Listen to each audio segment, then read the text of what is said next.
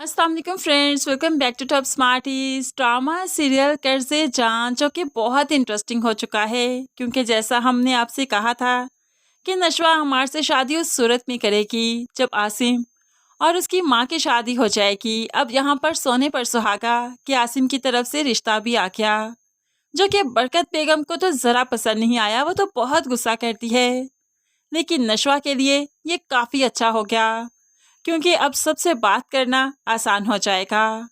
अब यहाँ पर बरकत बेगम जो अपनी बहू पर तो गुस्सा कर सकती है, लेकिन अपने खून पर गुस्सा कैसे करे जब नशवा उसका अपना खून बरकत बेगम के सामने खड़ा हो गया, तो फिर भला वो क्या ही कर पाएगी।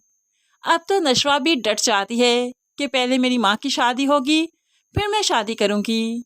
अब यहाँ पर बरकत बेगम तो सोच में पड़ गई, क्योंकि जितना भी इनकार कर ले नशवा तो ये अपना निकाह पहले नहीं करने वाली। और बरकत बेगम इस बात को बहुत अच्छे से जानती है कि नशवा जिस जिद पर अड़ जाए बस अड़ जाती है। अब तो नशवा चाहती है कि उसकी माँ की और आसिम अंकल की अंडरस्टैंडिंग हो जाए, तभी तो फ़ोन मिलाकर स्पीकर पर छोड़ दिया और आसिम अंकल से बात करने लगी और बता भी दिया स्पीकर पर अम्मी भी बात सुन रही हैं।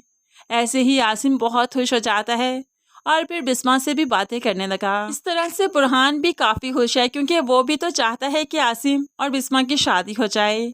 बुरहान और नशवा दोनों ही कोशिश कर रहे हैं कि इन दोनों में बातचीत हो जाए। अब यहाँ पर बुरहान जब बिस्मा से मिलने आया तो नशवा, बिस्मा और बुरहान बाहर लॉन में बैठे थे। तो यहाँ पर बुरहान दिल के हवाले से कोई बात करता है तो नशवा मुस्कुराते हुए माँ की तरफ देखकर कहने लगी, दिल का तो काम है सिर्फ ब्लड को सप्लाई करना, लेकिन हम इंसान भी पता नहीं क्या क्या काम लेते हैं इससे। अब तो माँ भी मुस्कुरा देती है।